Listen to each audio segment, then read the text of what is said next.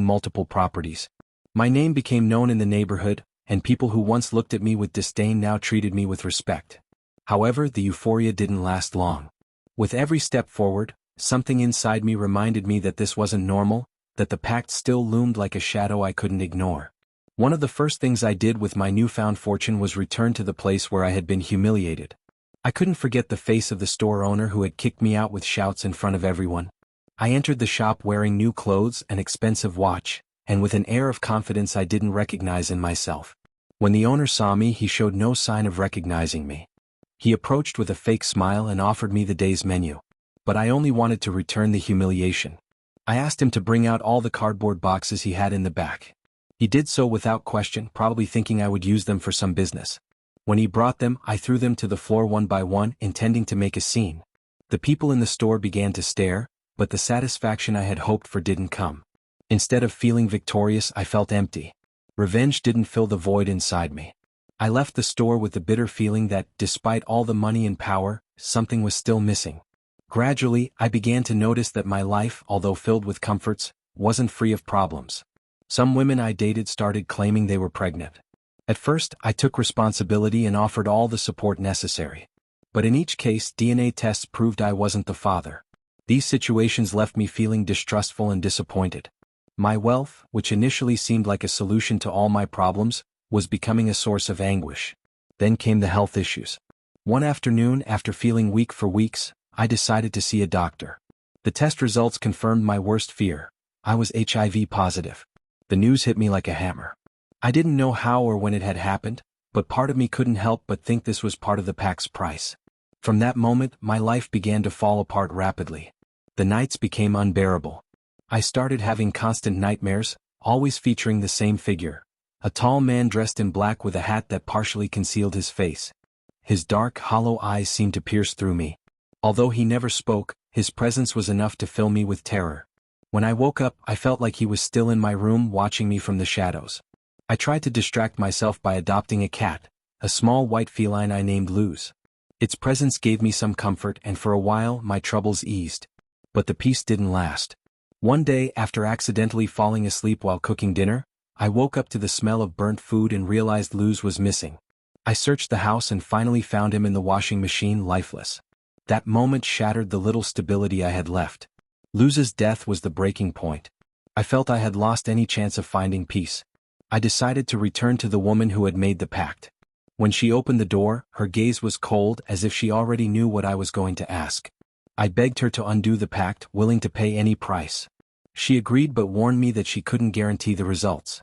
The ritual was much more complex than the previous one. The flames of the candles burned fiercely, and the atmosphere was almost unbreathable. When it ended, she told me to go home and wait. But her final words filled me with unease. The consequences could be worse than you imagine. I returned home with a mix of hope and fear, haunted by her words. The woman's words echoed in my mind as I tried to convince myself that everything would return to normal.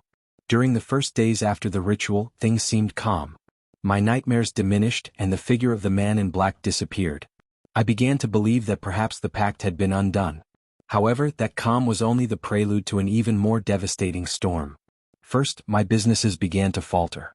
Tenants who had been renting my properties for years started moving out suddenly, leaving unpaid debts. I tried to replace them quickly, but it seemed like no one was interested in the places that were once rented easily. The bills piled up, and to cover them, I had to sell some properties at much lower prices than they were worth. Within months, what was once a steady source of income became a burden. Then came the personal losses. Friends who had been by my side during my rise began to drift away, making excuses or simply disappearing from my life. People who once admired me for my success now seemed to avoid me. I found myself increasingly alone, surrounded only by the echoes of my failures. My health also began to deteriorate rapidly. In addition to the HIV diagnosis, I developed respiratory problems and constant fatigue. Each day was a battle against a body that seemed to be giving up little by little. But the worst were the things I couldn't explain. The lights in my house started flickering for no apparent reason, and mirrors reflected shadows that weren't there. On several occasions, I woke up in unfamiliar places without remembering how I got there. One night, I found myself in an alley covered in blood, my knuckles sore, and a feeling that I had been in a fight, though I had no memory of what had happened. It was as if something, or someone, took control of my body during those moments. The figure of the man in black returned. But this time not just in my dreams. I began to see him in the dark corners of my house, standing still, watching me.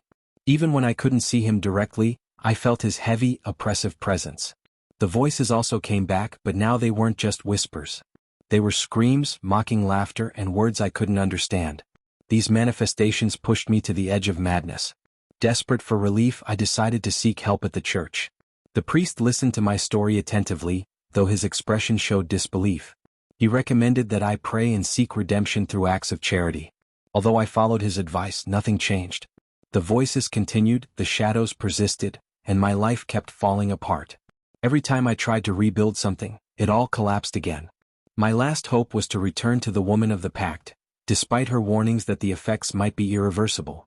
When I arrived at her house, she greeted me with the same enigmatic look as before. Without needing explanations, she understood why I was there. I begged her for help once again, willing to offer whatever was necessary to stop the suffering. She stared at me for a moment before responding. "Pacts like yours are difficult to undo completely," she said in a slow voice. "What you're experiencing is just the beginning. The price you paid isn't only material, it's spiritual. That debt will always be collected in some way." Her words hit me like a blow. I knew there was no easy solution, but I needed to believe there was still a way out. She performed another ritual, more intense than the previous ones. This time, I felt as if something inside me was being torn away, a sensation of emptiness that left me weaker than ever. When it was over, she told me I had to wait and accept whatever came, as she couldn't guarantee the outcome I hoped for. I returned home with a sense of defeat, knowing that my situation likely wouldn't improve. In the days that followed, my life continued to deteriorate.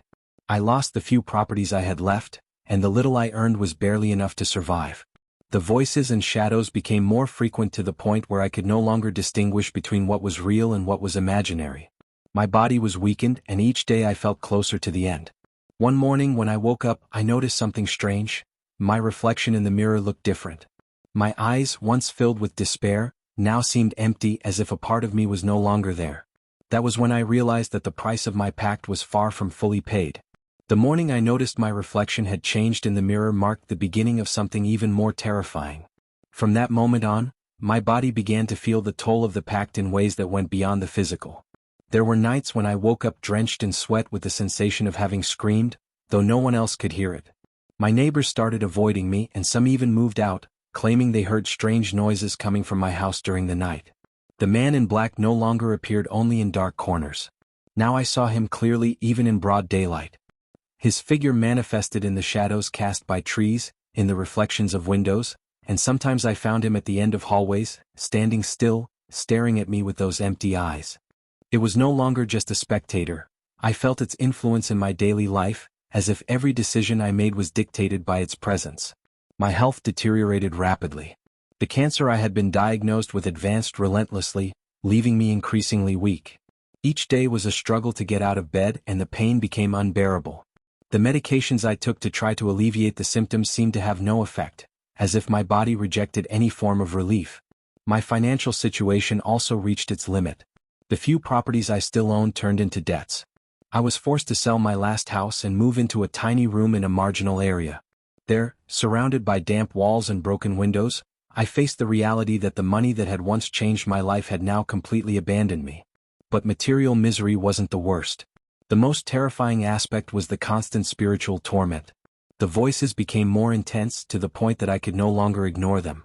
They screamed my name, laughed mockingly, and sometimes spoke words I couldn't understand. At night, the figure of the man in black would appear beside my bed, so close that I could feel his icy breath on my face. His presence was a constant torture, a reminder that the pact was still exacting its price.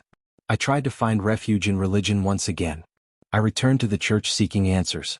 The priest, seeing how deteriorated I was, agreed to perform an exorcism. During the ritual, I felt momentary relief, as if the shadows had receded. But that tranquility didn't last. Upon leaving the church, I saw the man in black waiting for me on the other side of the street. His figure stood motionless, as if to remind me that there was no escape.